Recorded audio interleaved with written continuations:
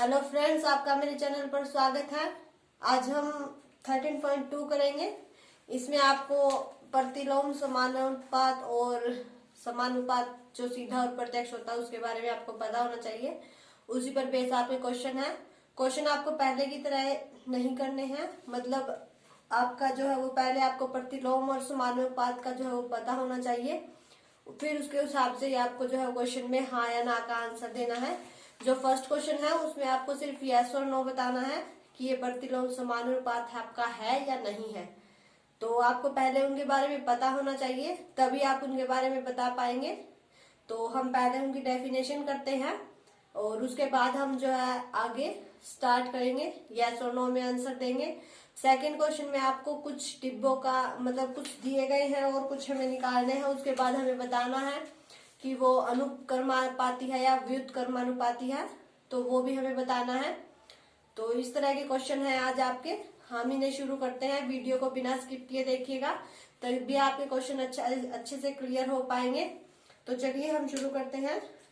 पहले हम उन दोनों की डेफिनेशन देख लेते हैं, प्रतिलोम समानुपात और सीधा और प्रत्यक्ष समानुपात की। ठीक है, देखिए एक होता है आपका प्रतिलोम समानुपात और एक है आपका सीधा या प्रत्यक्ष समानुपात। ठीक है, ये दो हैं आपके। इन दोनों के बारे में आपको पता होना चाहिए। आज के जो क्वेश्चन है वो इन्हीं पर बेस है। देखिए, अगर आप बुक की डेफिनेशन पढ़ेंगे तो आपको अच्छे से क्लियर नहीं होगा। मैं आपको सीधा सीधा बता देती हूँ। जो आपका प्रतिलोम समानुपात होगा, मान लीजिए हमारे पास ये है, एक्स है, अल्फा है और वाई है। ठीक है, अगर हमारे पास प्रतिलोम समानुपात है, यानी कि वाई जो है वो एक्स का अगर प्रतिलोम है, तो हम इसे एक्स अल्फा 1/y लिखेंगे। ठीक है, मतलब ये बटे में लिखा जाएगा। और अगर आपका सीधा और प्रत्यक्ष है तो हम इसे सीधा एक्स अल्फा वाई लिखेंगे, यानी कि x1 जो है वो इक्वल होगा आपका x2 के और y1 इक्वल होगा आपका y2 के। या आप यूं भी कह सकते हैं x1 y1 इक्वल होगा x2 y2 के। अगर आपको ऐसे क्लियर नहीं होता है तो देखिए, मैंने आपको व्युत्क्रम बताया था। एक व्युत्क्रम हमारा क्या होता है, मान लीजिए 2 है हमारा, अगर हम इसका व्युत्क्रम करते हैं तो वो 1/2 होगा। यानी कि ऐसी कोई संख्या जिसे गुना करने पर हमारा जो है वो 1 आना चाहिए। यहाँ पर मान लीजिए यहाँ x है तो y हमें कुछ ऐसा लेना है कि यहाँ पर 1 आए, वो उसका क्या कहलाएगा, व्युत्क्रम कहलाएगा। तो देखिए, इसे हम काटते हैं तो हमारा 1 के इक्वल 1 आ जाएगा, 1 आ जाएगा इक्वल में। तो इस तरह से जो जिसका व्युत्क्रम होता है उसे उससे गुना करने पर हमारा क्या आना चाहिए, 1 आना चाहिए। जैसे देखिए 2 है, इसका व्युत्क्रम 1/2 है। क्यों है, क्योंकि 2 से जब हम 2 काटेंगे तो हमारा 1 बच जाएगा। तो 1 होना चाहिए, मतलब इक्वल हमारा 1 आना चाहिए, तो वो उसका व्युत्क्रम होता है। ठीक है, तो इसे ही हम जो है वो समानुपात भी कहते हैं, प्रतिलोम। यानी कि अगर हमसे ये कहा जाए कि 1/2 जो है वो 2 का क्या है, तो वो प्रतिलोम समानुपात है। यानी कि y की जगह हम क्या रख सकते हैं, x रखेंगे तो ये कट जाएगा, अल्फा बच जाएगा, अल्फा।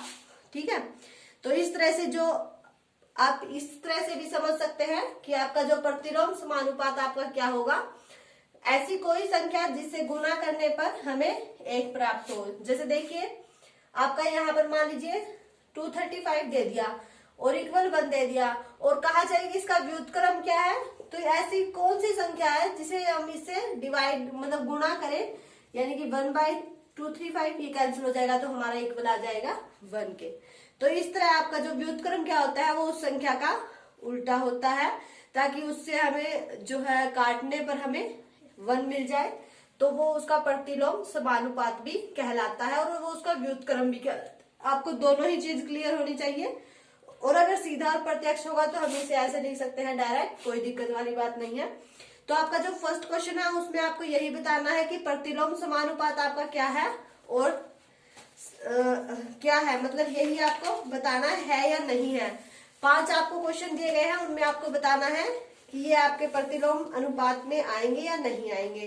तो देखिए, फर्स्ट क्वेश्चन आपका दिया है कि किसी कार्य पर लगे व्यक्तियों की संख्या। मान लीजिए किसी कार्य पर कोई व्यक्ति लगा हुआ है, हमने उसकी संख्या x मान ली है और उस कार्य को पूरा करने में लगा समय। तो देखिए अगर x व्यक्ति लगे हुए हैं तो इसने कहा है कि वो उसे कितने दिन में पूरा करेंगे। मान लीजिए 3x में 3 दिन में पूरा कर देते हैं तो 3x हो जाएगा, ठीक है। तो इस तरह से आपको बताना है, यानी कि वो उसका प्रतिलोमी अनुपात है, क्योंकि जब देखिए जितने व्यक्ति लगे होंगे मतलब वो जितना ज्यादा काम होगा उन्हें उतने ही दिन लगेंगे, या जितना कम काम होगा हमें उसी हिसाब से जो है वो व्यक्तियों की संख्या लेनी होगी और उसी हिसाब से उनके दिन लगाए जाएंगे। तो ये आपका क्या कहलाएगा, मान लीजिए x व्यक्ति लगे हुए हैं तो हम कह सकते हैं कि उन्हें 1/x दिन ही लगेंगे, यानी कि अगर ज्यादा व्यक्ति लगे हुए हैं तो उन्हें उनके आधे दिन ही लगेंगे, आधे व्यक्ति लगे हुए हैं तो उन्हें उनके डबल लग जाएंगे, तो वो हमारा 1 के इक्वल आ जाएगा। तो इसे हम क्या कह सकते हैं कि ये हमारा प्रतिलोम समानुपात है। अब सेकंड इसने कहा है कि एक समान चाल से किसी यात्रा में लिया गया समय और तय दूरी, यानी कि कोई भी आपका वाहन है उसमें ये आपका कहा गया है कि वो एक समान चाल से चल रहा है, चाल जो है वो उसकी एक समान है, हर जगह x है मान लीजिए। फिर इसने कहा है कि उसकी यात्रा में लिया गया समय और तय दूरी, यानी कि उसकी यात्रा में जितना एक तो समय लिया गया है और एक दूरी, मान लीजिए दूरी x है तो इसने कहा है कि समय भी x होगा। नहीं, ऐसा नहीं हो सकता। मान लीजिए दूरी आपकी 5 किलोमीटर है तो ये थोड़ी है कि वो 5 मिनट लेगी, कम भी ले सकती है, ज्यादा भी ले सकती है, ऐसा नहीं है। तो ये आपका प्रतिलोम समानुपात में नहीं आएगा, ठीक है। तो इस तरह से आपको देखना होगा, थोड़ा सा दिमाग लगाना होगा कि इसमें कैसे क्या हो सकता है। या फिर इसने कहा है कि खेती की गई भूमि का क्षेत्रफल और काटी गई फसल, ये भी नहीं हो सकता, क्योंकि खेती तो हम कितनी भी भूमि पर कर सकते हैं, तो उसकी जो हम फसल काटेंगे वो उसका इक्वल थोड़ी होगी, या वो उसकी आधी आधी भी नहीं होगी, ज्यादा भी नहीं होगी, मतलब वो जितनी हम काटेंगे उसका जो क्षेत्रफल होगा वो उस काटी गई फसल के इक्वल नहीं होगा। तो ये भी आपका प्रतिलोम अनुपात में नहीं है। उसके बाद कहा गया कि एक निश्चित यात्रा में, अभी इसने देखिए निश्चित शब्द आ गया है आपका, कि निश्चित यात्रा में लिया गया समय और वाहन की चाल। निश्चित यात्रा है यानी कि पता है कि हमें यात्रा कितनी करनी है, तो उसमें हमें बताना है कि जो आपका समय है, समय और जो वाहन की चाल। तो देखिए निश्चित यात्रा है यानी कि हमें पता है कि हमें इतने ही किलोमीटर जाना है, तो हम उसे बता सकते हैं कि हमें उसमें इतना समय लगेगा या इतना समय नहीं लगेगा, उसका हाफ टाइम लगेगा या ज्यादा लगेगा कम लगेगा, वो हम बता सकते हैं। तो वो उसका प्रतिलोम समानुपात हो सकता है, क्योंकि मान लीजिए आपको 5 किलोमीटर जाना है तो समय जो है हम 1/5 ही कह सकते हैं कि 1 घंटे का हमें 5वां हिस्सा लगेगा। तो इस तरह से हम भी कह सकते हैं, तो उसका प्रतिलोम समानुपात हो जाएगा।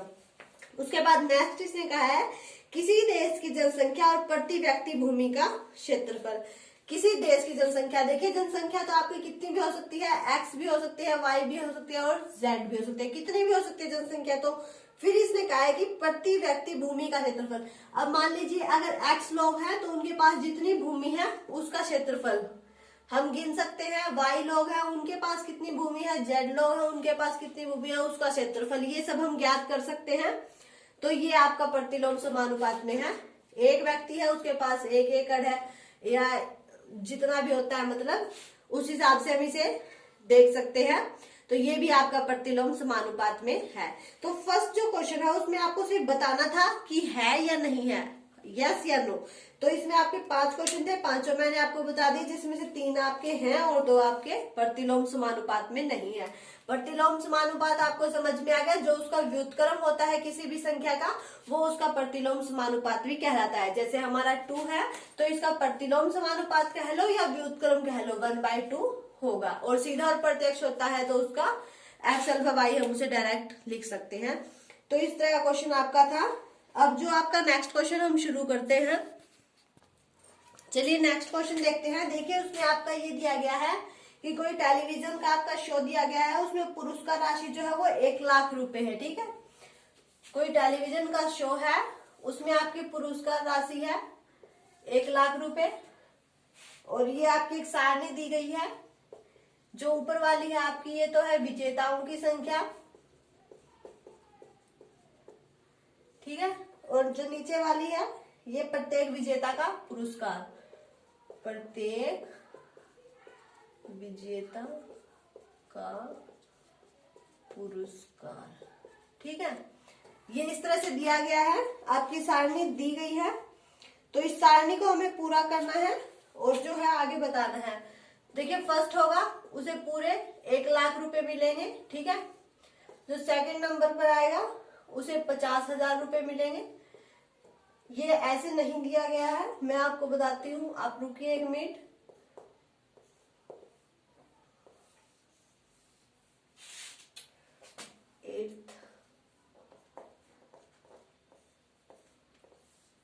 तो ये आपकी सारणी इस तरह से दी गई है, ये डिब्बे आपके खाली दिए गए हैं, ये हमें बताने हैं। और लास्ट में हमें क्या बताना है कि ये हमारा अनुक्रमानुपाती है या व्युत्क्रमानुपाती है।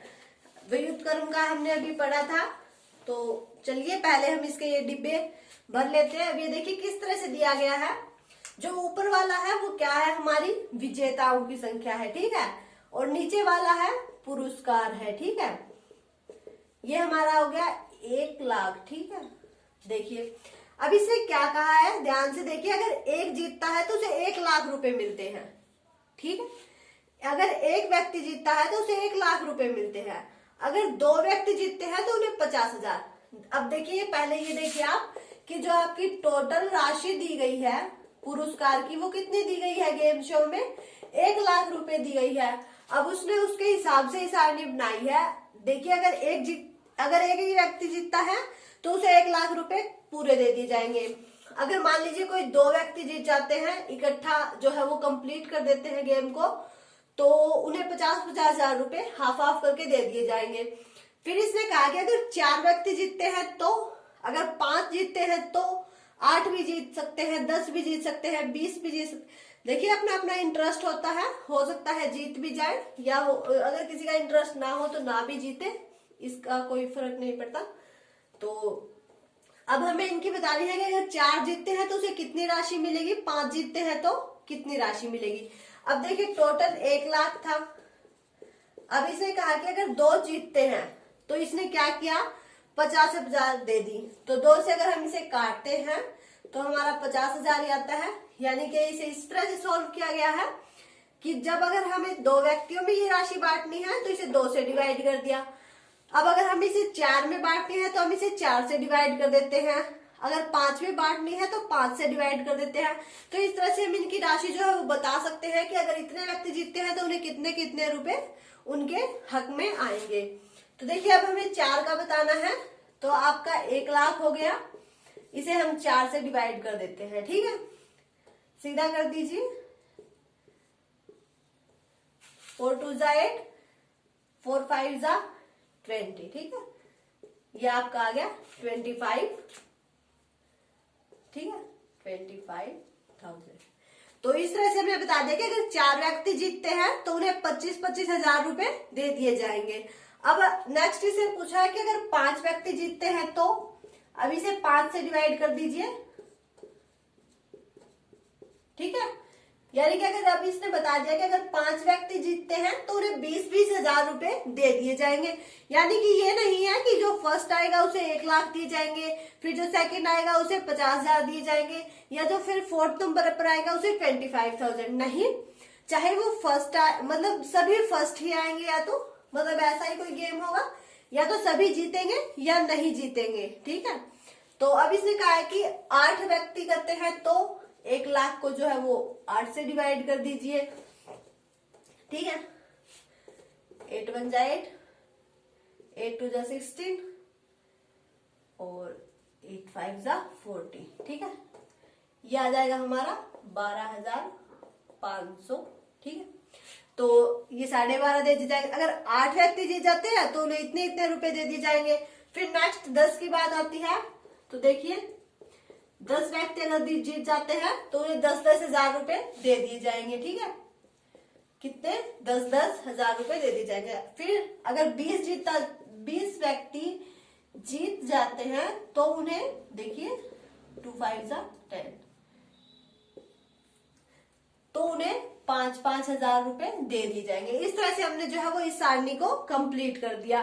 पहले आपको देखना है कहीं आप यूं ना सोचे कि इसने ऐसे दे रखा कि फर्स्ट को 1 लाख दिए जाएंगे, सेकंड को 50,000 दिए जाएंगे, तो आप सोचेंगे कि जो फोर्थ नंबर पर आएगा यानी कि पहले थर्ड आएगा, थर्ड पर उसे कितने दिए जाएंगे, उसके बाद फोर्थ नंबर पर कितने दिए जाएंगे। नहीं, ऐसे नहीं करना है। टोटल राशि हमारे पास 1 लाख रुपए है, उसे चाहे 10 व्यक्ति जीते, 20 जीते, 30 जीते, कितने भी जीते, सबको उसी में से बांटना है। किसी को मतलब अलग से नहीं दिया जाएगा। टोटल राशि हमारे पास 1 लाख रुपए ही है, सबको उसी में से देना है। अगर अब हमें ये सारणी इस तरह से पूरी करनी थी, ये बताना था कि किसको मतलब अगर 4 व्यक्ति जीत जाते हैं तो उन्हें कितने कितने दिए जा सकते हैं, 5 जीत जाते हैं तो उन्हें कितने कितने दिए जा सकते हैं।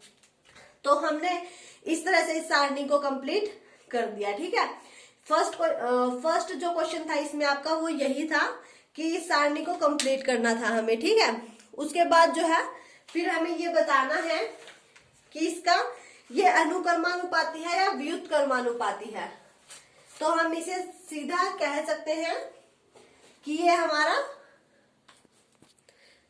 हमारा जो है वो एक विजेता को दी गई धनराशि विजेताओं की जो संख्या है उसके व्युत्क्रमानुपाती है।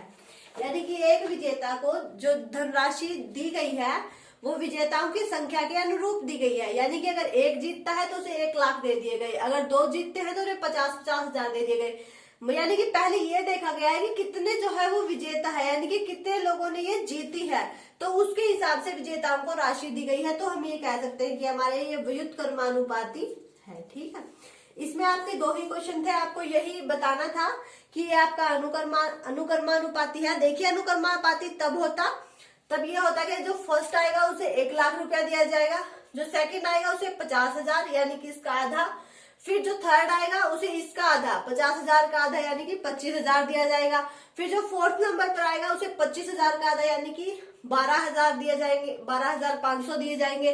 तो इस तरह से अगर आपका होता सीरियल वाइज, यानी कि फर्स्ट को 1 लाख, ठीक है, फिर 50,000, फिर आपका 25,000, फिर आपका 12,500, इस तरह से अगर आपका होता तो वो आपका अनुक्रमानुपाती होता है, यानी कि क्रम के अनुसार दिए होते। लेकिन इसमें क्या है, इसमें तो ये देखा गया कि विजेता कितने हैं, फिर कितने मतलब फिर ये देखकर उनकी राशि निश्चित की गई है कि कितने विजेता है, उस हिसाब से उनको पुरस्कार दिए जाएंगे। तो ये आपका क्या कहलाएगा, व्युत्क्रमानुपाती कहलाएगा। तो देखिए, आज हमने इसके 2 ही क्वेश्चन किए हैं। आप पहले इनकी डेफिनेशन अच्छे से क्लियर कर लीजिए और देख लीजिए कि अनुक्रमानुपाती व्युत्क्रमानुपाती क्या होता है, प्रतिलोम आपका क्या, समानुपात प्रतिलोम या जो है वो सीधा और प्रत्यक्ष प्रतिलोम जो भी है वो आपका क्या होता है। तो इन्हें अच्छे से पढ़ लीजिए, इनकी डेफिनेशन अच्छे से क्लियर कर लीजिए।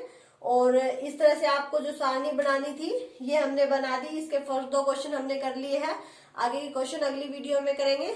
तो अगर आपको वीडियो अच्छी लगे तो इसे लाइक कीजिए, ज्यादा से ज्यादा शेयर कीजिए, और अगर आप मेरे चैनल पर नए हैं तो इसे सब्सक्राइब करके बेल आइकन प्रेस कर लें ताकि आपको मेरे आने वाले वीडियो के नोटिफिकेशन मिलते रहे और आप अपने एग्जाम की तैयारी जारी रख सकें।